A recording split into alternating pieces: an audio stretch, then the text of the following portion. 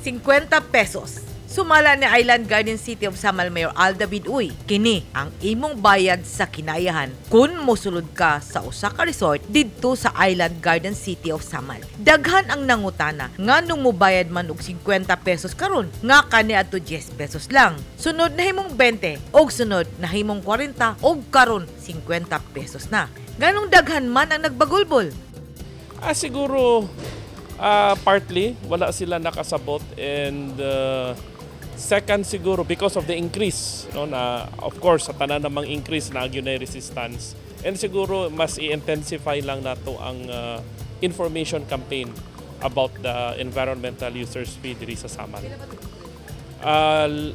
Nagsugod siya way back, kung di ko masayop, 2009. Nagsugod siya 5 pesos, then gradually nag-increase siya, then last year 40 pesos siya, then this year nag-increase siya. This is the last tranche of the increase. Nahimo na siyang 50 pesos.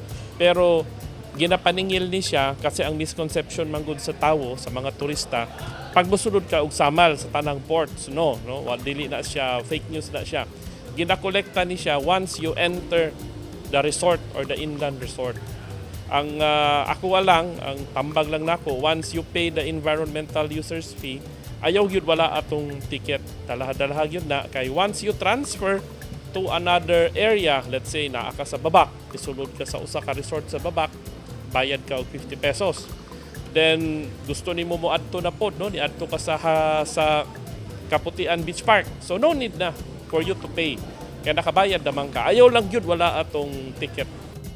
Dunay basya ng Island Garden City of Samal sa ilang pagkolekta. Napulo ka tuig na ang milabay sa dihang usa ka resolution ordinance ang gipasar sa City Council sa Samal aron tugutan ang lokal nga panggamahanan nga mangolekta og environmental users fee. Ug dunay pagtugot niini ang Department of Environment and Natural Resources ug ang Department of Tourism. Daghan ang mikwestiyon sa ordinansa ug naabot kini sa Court of Appeals. Ug walay nakitang sayop ang korte. Gibasura ang kaso ug nagpadayon sa pagkolekta ang lokal nga panggamahanan sa Samal sa environmental users fee. Para kang kinsa og unsaon ng 50 pesos nga imong gibayad kung mosulod ka sa usa ka resort. Worth ba sa imong 50 pesos ang kondisyon sa kinayahan sa Samal?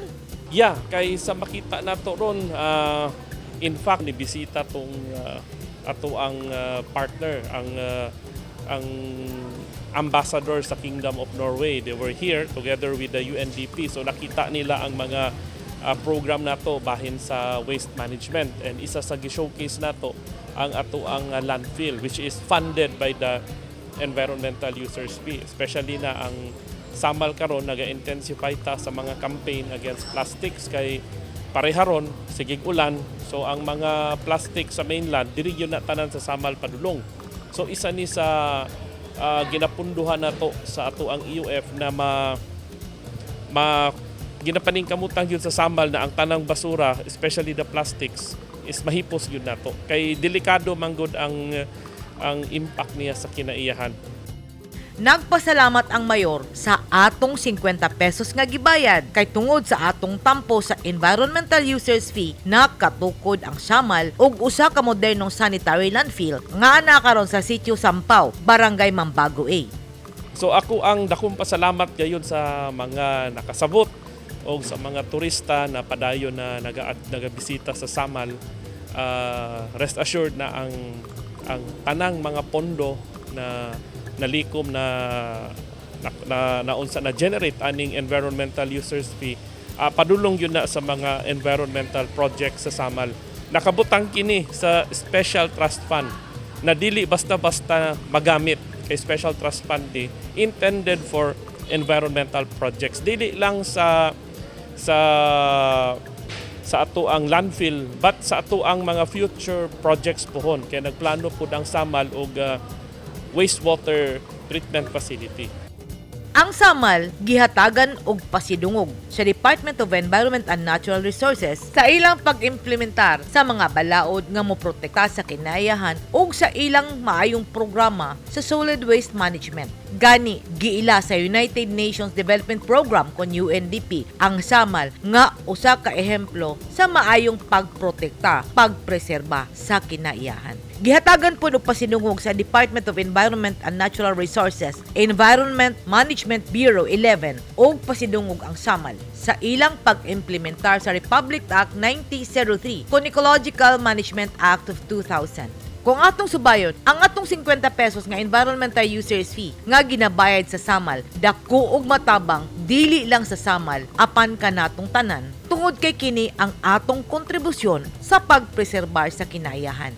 Ang 50 pesos ka EUF sa SAMAL, usa ka kilong bugas na unta, di ba? Pero kung dili nato ampingan ang kinaiyahan, unsa may atong dangatan? 50 o baha? Holiday man day karon, do na kabay 50, magsamal ta. Arat na. Edit Kaduayan News 10 Philippines. Stay safe.